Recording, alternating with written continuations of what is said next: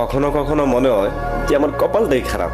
যারে ভালোবাসি সে ধোকা দিয়ে দেয়, যারে বিশ্বাস করি সে বিশ্বাস ভেঙে দেয়, যারে বন্ধু ভেবে হাত বাড়াই সে পিছনে ছুরি আঘাত করে দেয়, যার সাথে থাকতে চাই সে আমার দূরে ঠেলে দেয়।